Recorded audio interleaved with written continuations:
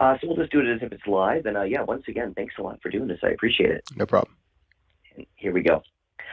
Well, hey, welcome back and good morning. It's Dan MacDonald. You're listening to the Dan MacDonald Show on AM 800 CKLW. So the federal government's Vaccine Advisory Committee is recommending people who can wait for an mRNA vaccine like Pfizer or Moderna to hold out for it, kind of once again contradicting the long-standing advice to Canadians to get the first shot they're offered. That's what I heard. The best vaccine is the vaccine that's in your arm. If you ask me, I'm Team AstraZeneca. That's the one that I have. Yesterday, the National Advisory Council on Immunization issued its recommendation for the Johnson & Johnson vaccine due to an extremely rare blood clotting issue. They're recommending that the vaccine be given to people over the age of 30 who don't want to wait for an mRNA vaccine. Now, the co-chair, Dr. Shelley Deeks, she said mRNA vaccines have been proven to offer strong protection and don't come with the rare blood clot risk. She says what we're saying and what we said all along is that mRNA vaccines are the preferred vaccine. I'm worried that this is going to start more vaccine shopping, more vaccine hesitancy. Joining us on the phone to talk a bit about this is epidemiologist and associate professor at the Faculty of Health Sciences at U Ottawa, Rayat Deonandan. Thanks again for joining us this morning. Thanks for having me.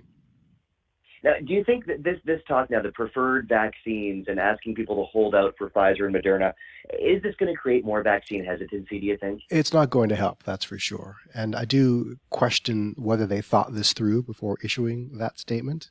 I mean, we have to think about the roles of these different organizations. NACI gives advice to policymakers. Policymakers enact the policies for vaccine rollout, and the so-called experts respond to it. I don't think there was a need for NACI to speak to the public. They should speak to policymakers, and so that the public doesn't see the way the sausage is made.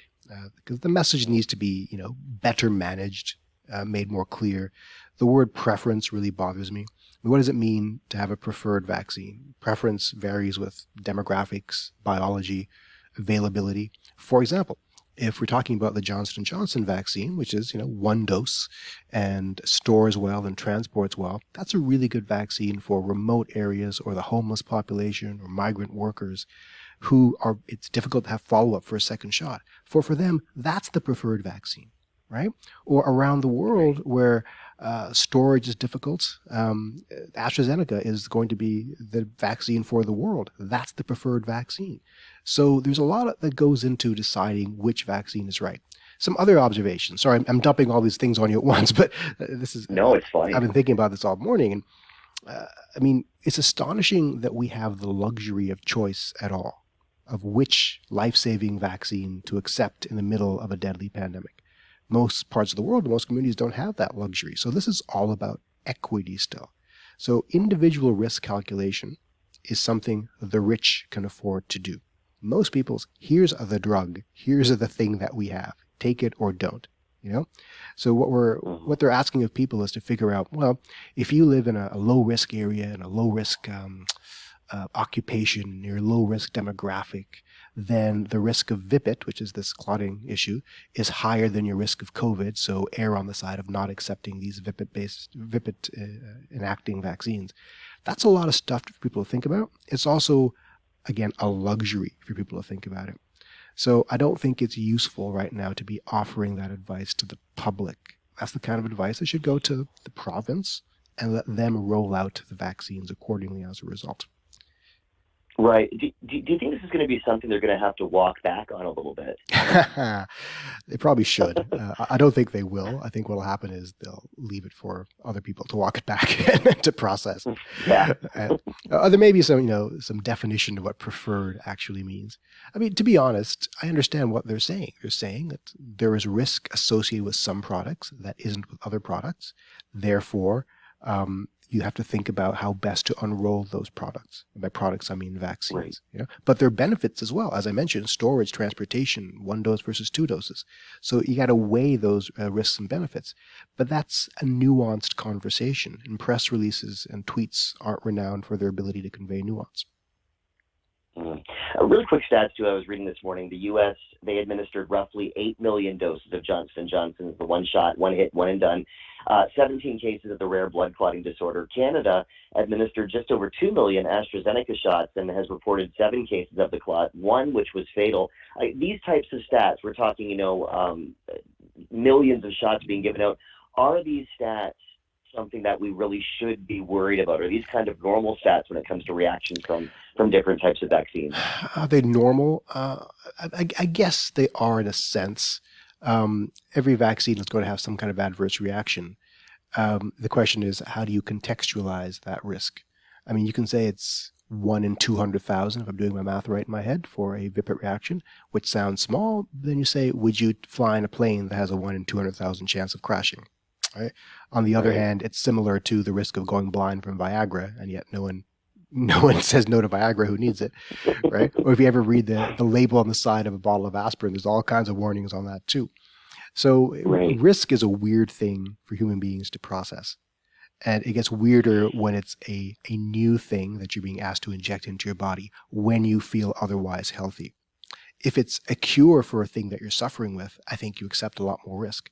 But when you can't conceptualize that there is this threat lurking outside your house that you otherwise cannot feel, then that's a difficult thing, to accept if you're raising your personal risk without understanding that you're actually lowering your risk of encountering and experiencing a disease that you can't see.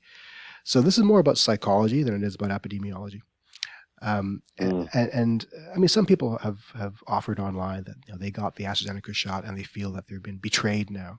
And my response to that is, you got vaccinated, and the other path was to not get vaccinated. But every day you spent unvaccinated is a day you could have contracted a lethal disease.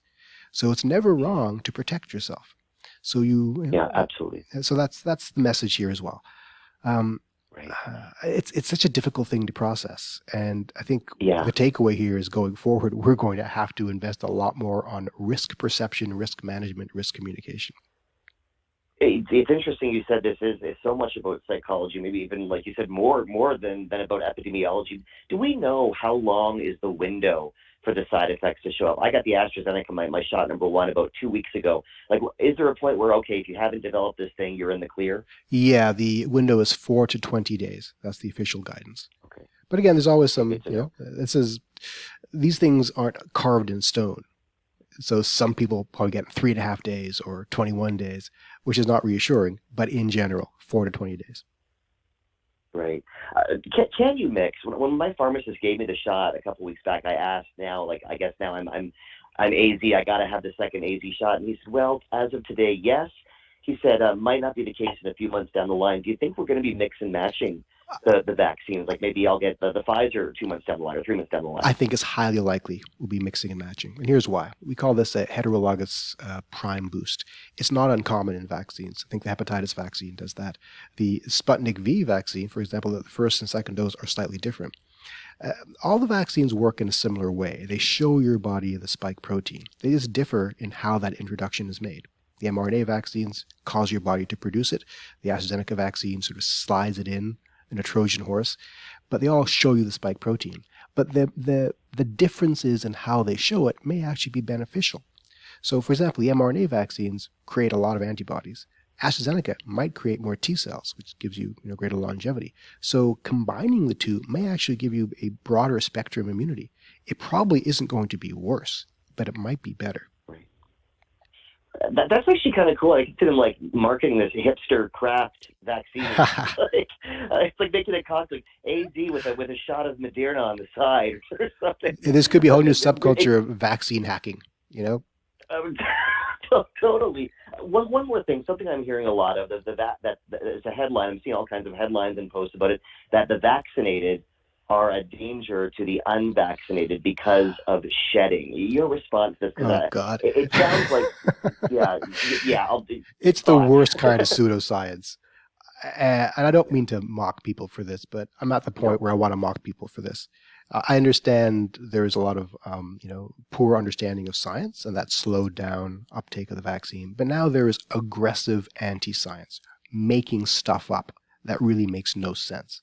Vaccinated people are not a risk to unvaccinated people, except to the extent that vaccinated people can still probably carry the infection, at least while transmission is high. That's the only risk. But No, in fact, you are much safer around a vaccinated person than you are around an unvaccinated person. There is no such thing as viral shedding amongst vaccinated people. These vaccines do not carry live COVID virus.